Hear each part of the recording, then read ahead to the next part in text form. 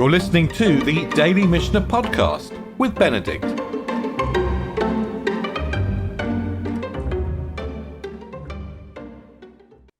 We've been talking about a get that doesn't work. So a woman receives a get that doesn't work and she remarries.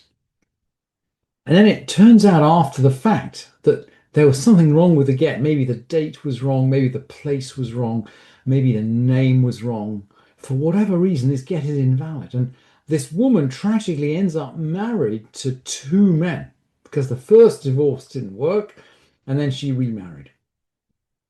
And the Mishnah in Gittin compares this situation to one that we've seen before in Yevamot, where a woman's husband goes abroad, she receives news that he's died, she remarries. It turns out, and then he returns. Same situation. She ends up married to two men. And the Mishnah then goes on to articulate one more situation where this could possibly happen. And we've always said the Mishnah is interested in the edge cases and the boundary cases. So now in the seventh Mishnah of the eighth chapter, so it explains how Hakonet Yivim Tor, someone who marries his sister-in-law. So he marries his deceased brother's widow. So his brother has died. His brother's actually died childless.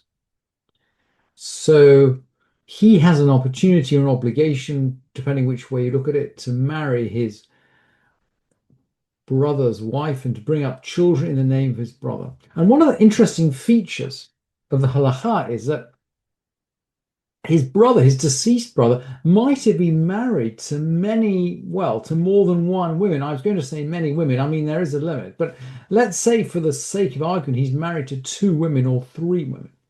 The halacha is that as soon as yibum is essentially, or chalitza, by the way, is carried out on one of the three wives, the other two are free to marry whoever they choose.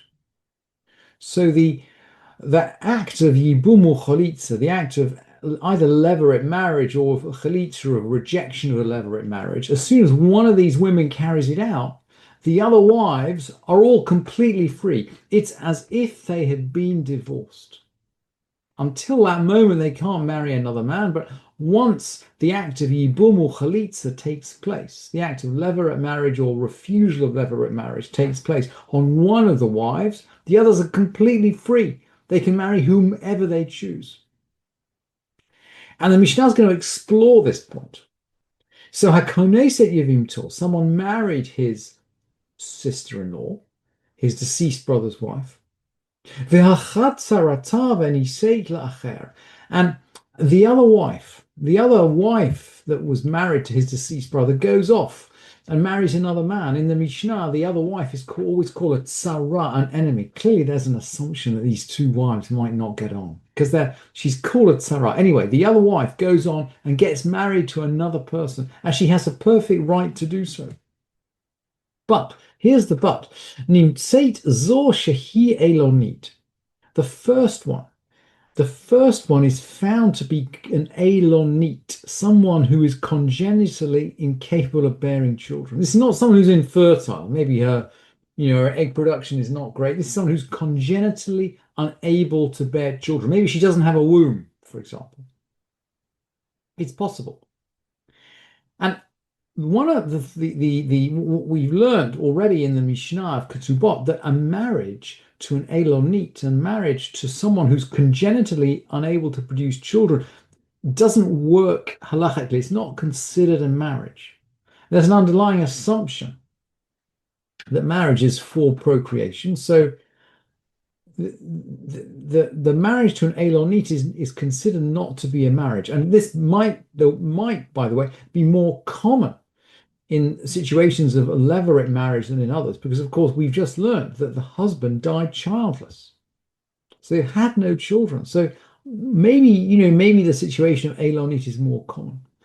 Anyway, in this situation, the woman who's carried out yibum is an elonit, so that marriage doesn't work, and it means that her rival wives, the other rival wives, are not free. They're not free to remarry.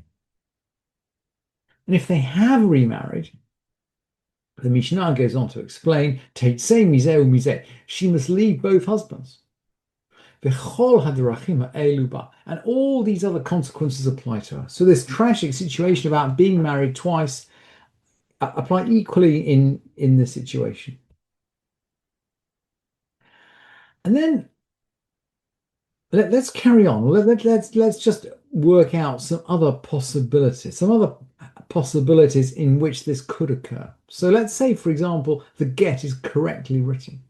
Going into the eighth Mishnah, let's say the get is correctly written, but it's not delivered correctly. Katav sofer v'ta'av v'natan get la'isha v'hashovar la'ish. So a scribe writes a get for the husband. He writes it perfectly correctly. He should actually give the get to the husband so the husband can give it to the wife. And if there's any money involved, if the ketubah is involved, he should write the receipt and give it to the wife. And then when the wife gets her money, she can give the husband the receipt. And when the husband gets the get, he can give it to his wife. In other words, the husband gives the get, the wife gives the receipt. But the Sofer did this perfectly properly, but he gave the husband, he gave the get to the wife and the receipt to the husband.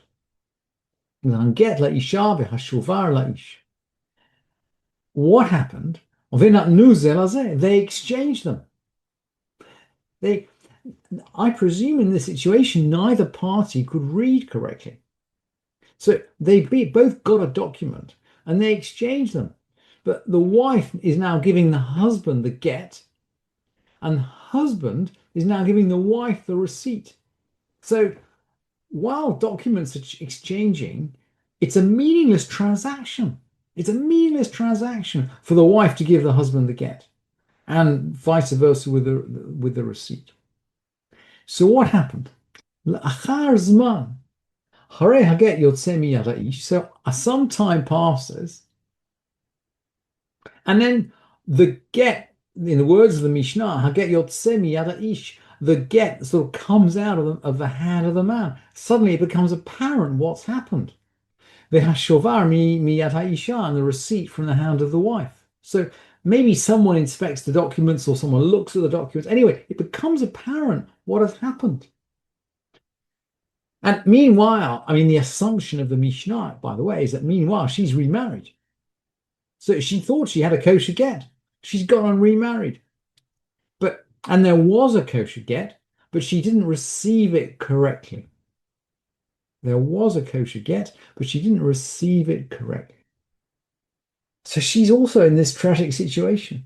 She has to leave both husbands. And all of these consequences apply to her. And the questions that we asked yesterday, how come these consequences apply to the woman and not to the man? Because they've made an equal error in this case. There are two men who've made an equal error in this case. One in not handing over the get correctly, the other in marrying someone who's divorced without checking carefully the paperwork. There's two men who made errors in this case, but the only one who's affected is the woman. So we've seen this situation before, and it's tragic for the woman concerned. And we can't help thinking that, the Dayanim and the authors of the Mishnah are male. We can't help thinking that if the halakha had been written by women, then maybe it would have worked out in a slightly different way. Now, Rabbi Elazar is going to somewhat modulate this halakha. Rabbi Elazar omer, im al atar zman yatsa, im al atar zman yatsa ein zeget. Im achar zman yatsa harei zeget. Rabbi Elazar says, if it immediately comes out, it's not a get. So they immediately discover the error, it's not a get. And I think the assumption behind Rabbi Elazar, by the way, is that when they discover the error immediately, they can correct it. So that is still a correctable problem. So he says it's not a get, but it's a correctable problem. It's a correctable problem. Im la'achar zman yatsa, if it only comes out after some time, harei ze get. If it comes out after some time, it is a get. Shelo hakol min harishon la'abed zchut shel sheni, because the the the the the first person, i.e., the man who made this mistake in delivering the wrong get, doesn't have complete power to avoid the rights of the second man who actually married this woman. So Rabbi Elazar actually will modulate this halacha and will uphold the second marriage, which is, anyway, that's a significant point. That's significant. The Mishnah then continues, Katav legaresh et ishto v'nimlach. What if someone actually wrote a get to divorce his wife and changed his mind? So he starts the process. Really interesting. So almost the opposite of the first situation. He hasn't even delivered the get yet. But interestingly enough, Beit Shammai omrim pasla min hakuna. Beit Shammai says she can no longer marry someone from the priesthood. Well, how could she anyway? Well, let's say for the sake of argument, he changed his mind and then he died. So she'd be an ordinary widow. Well, an ordinary widow can marry a priest. We have it in Vayikra. As far as the priests are concerned, they don't take a wife that's a harlot or that's profaned, but they don't take a wife that's harlot or profaned, and they don't take someone who's divorced. They don't take a woman who's divorced. The widow is not in this list. So if she dies as an ordinary widow, she can marry a priest.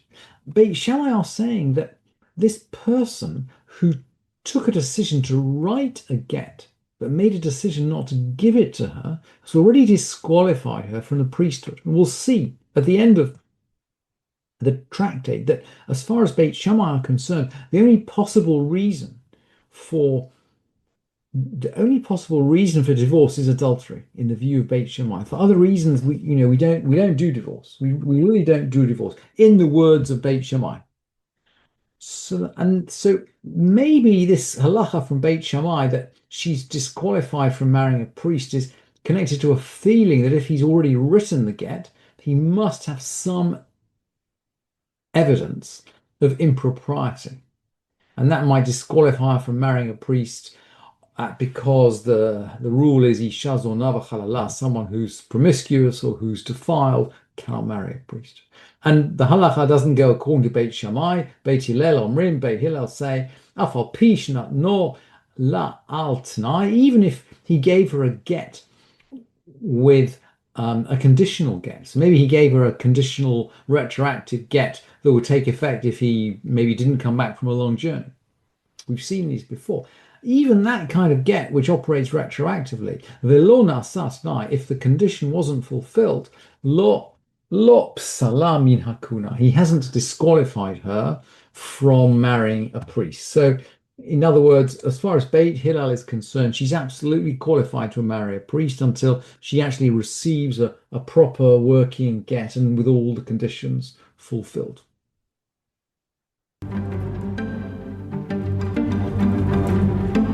Thank you for listening to this edition of the Daily Mishnah Podcast with Benedict.